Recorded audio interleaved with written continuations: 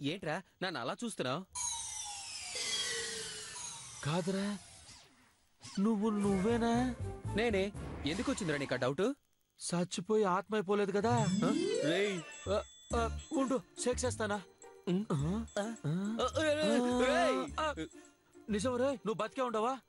రేయ్ అవునరా, నువ్వు ఇట్ట జాలీగా విజులేస్తా వస్తావంటే డౌట్ రాకుండా ఉంటదా? రోనిని మాట్లాడాలని తీసుకుపోయిందే, వచ్చేటప్పుడు రక్తకర్ణ నాగభూషణ్ మాదిరిగా పాక్కుంటూ దేక్కుంటూ వస్తావనుకుంటే పర్ఫెక్ట్ గా వస్తా ఉంటావు కదరా? రేయ్ నువ్వే నన్ను తక్కువ అంచనా వేస్తున్నావే, ఇది మంచిది కాదురా. నిన్నటి వరకు ఉన్న నేను వేరు, ఈ రోజు నేను వేరు. ఇప్పుడు భయం లేదు, ధైర్యం తప్ప. అపజయం లేదు, జయం తప్ప. ఏమరా కవితల పోటీకి ఏమైనా రాస్తుండవా? రేయ్ లైఫ్ తోనే పోటీ పడుతున్నాను రా. ఆఫ్టర్ ఆల్ కవితలెంత? ఏమరా ఆ పిల్ల నీకేమైనా మోకాల మీద కొట్టిందా? What do you mean? I mean brain damage అయిందేమో అనే. రేయ్ ఒక్క విషయం గుర్తుపెట్టుకో, ఈ ప్రాబ్లమ్స్ అన్ని హ్యాండిల్ చేయలేక దయచేసి వచ్చి హెల్ప్ చేయరా ముర్రో అంటే వచ్చాను.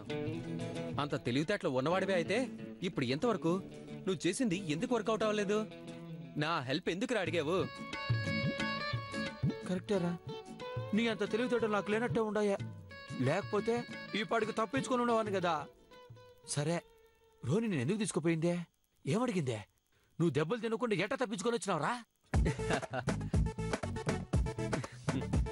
తెలివితేటలతో తప్పించుకొని వచ్చానులే కానీ,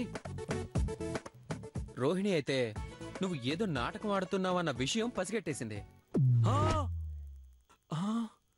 ఎలాగైనా సరే నువ్వు నాటకం ఆడే విషయాన్ని కనిపెట్టేసేలా ఉంది. దాని గురించి నన్ను అడిగి కొట్టబోయింది, బెదిరించింది. కానీ నేను ఆ పిల్లకు భయపడకుండా దాన్నే బెదిరించి తెలివిగా తప్పించుకొని వచ్చేసాను. నేను నాటకం ఆడుతున్నాను నువ్వు చెప్పలేదు కదా? పిచ్చి ప్రశ్న.